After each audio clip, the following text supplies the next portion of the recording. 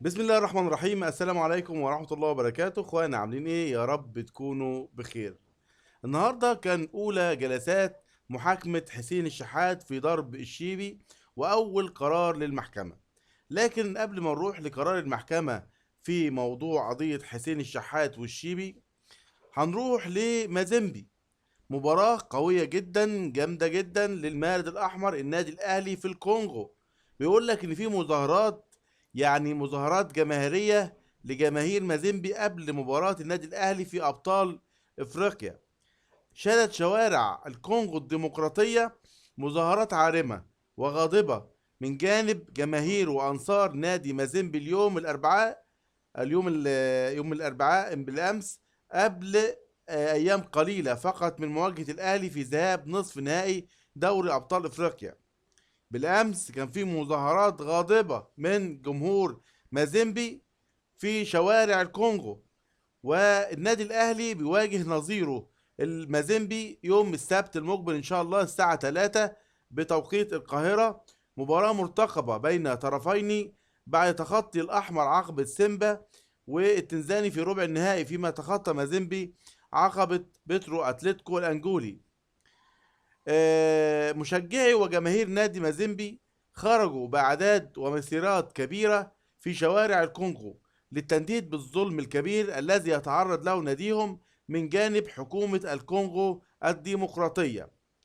سبب غضب جماهير مازيمبي، يعني بيرجع سبب الغضب بتاعهم والتعصب والغضب الكبير الذي اجتاح جماهير مازيمبي لاستمرار حرمان ناديهم من الدعم المالي الحكومي على الرغم من استمراره لباقي الأندية الكونغولية. يعني الأندية الكونغولية بتاخد دعم من الحكومة، لكن يعني مازيمبي محروم من الدعم المالي الحكومي. عشان كده كان في مظاهرات غاضبة قبل مباراة النادي الأهلي بالأمس، يعني مباراة غاضبة يوم الأربعاء امبارح علشان خاطر الدعم الحكومي. وشددت التقارير الكونغولية أن نادي مازيمبي محروم من الحصول على الدعم المادي الحكومي بأمر من الحكومة الكونغولية ووزير المالية الكونغولي، مشيرة إلى أن تلك المسيرات ليست الأولى حيث خرجت عدة مظاهرات ومسيرات خلال الأيام الماضية. آخرها كان الجمعة الماضية قبل أن تخرج مسيرات جديدة اليوم. طبعا يا جماعة المباراة دي مباراة قوية جدا للمارد الأحمر، واللي عرفناه واللي سمعناه واللي شفناه إن كولر بيحاول يغير طريقته مع اللعيبة وخصوصا النجوم، لأن كان في نجوم غضبانة جدا. في اللي غضبان عشان قاعد لمودست، وفي غضبان عشان التعامل مش كويس، وفي اللي غضبان عشان خاطر يعني الاتفاقات والتجديدات والعقود.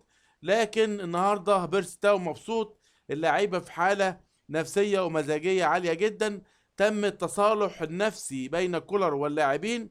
ان شاء الله النهارده يعني تكون بدايه خير كده للنادي الاهلي، وان شاء الله نكون مع موعد بعد غد الجمعه ان شاء الله يوم السبت القادم، يعني موعد مع الفرحه مع البسمه لجمهور النادي الاهلي من جديد، وفوز كبير او فوز يحقق امال النادي الاهلي بالصعود للنهائي الافريقي قبل المواجهه في القاهره بمشيئه الله، وفوز النادي الاهلي ببطوله افريقيا باذن الله، ونشوفه في كاس السوبر الافريقي في السعوديه مع الزمالك، وان شاء الله يبقى السوبر الافريقي مصري خالص.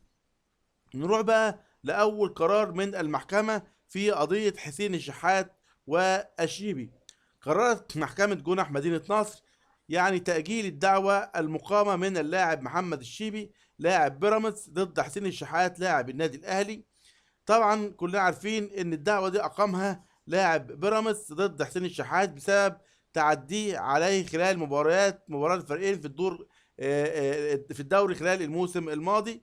وطبعا كلنا عارفين ان في ناس مسخنة ولعبة في دماغ الشيبي ضد حسين الشحات. لو كان على اللاعب كان زمانه اصطلح، خصوصا ان حسين الشحات اعتذر اكتر من مره. لكن اللاعب كل ما يروح عايز يسحب الشكوى، في ناس بتلعب بدماغه وعايزه العداوه البرامزيه الاهلاويه تتن مكمله، وناس بتعادي جمهور النادي الاهلي، او ناس يعني يعني بتستفز جمهور النادي الاهلي لابعد مدى. لكن ان شاء الله كل ده هيروح على فشوش، لان كل اللي بيحصل ما بني على باطل فهو باطل. هتقول لي الباطل ان هو لجأ للمحكمة المدنية او المحكمة المصرية، اقول لك لا، مش هو ده الباطل. الباطل ان انت بتخالف قوانين الفيفا. قانون الفيفا فيه قوانين رياضية. القوانين الرياضية بتقول لك ان ما ينفعش ان يكون فيه لعيبة اشتبكوا او حصل بينهم اي شيء داخل الملعب بيتحل في المحاكم الرياضية، سواء في الاتحاد المصري او الكاس او المحاكم الرياضية او الفيفا. لكن ما ينفعش تلجأ للمحكمة المدنية، لان ده شأن رياضي وليس شأن مدني. طبعا محكمة جنح مدينة نصر برئاسة المستشار محمد مبارك قامت بتأجيل أولى جلسات محاكمة حسين الشحات في اتهامه بالتعدي على محمد الشيبي إلى جلسة 9 مايو المقبل للاطلاع. يذكر أن محمد الشيبي رفض حضور جلسة لجنة الانضباط الأخيرة من أجل الاستماع إلى أقواله في اللجوء إلى القضاء المدني في تلك القضية. وبكده نكون وصلنا لنهاية الفيديو. بشكركم والسلام عليكم ورحمة الله وبركاته.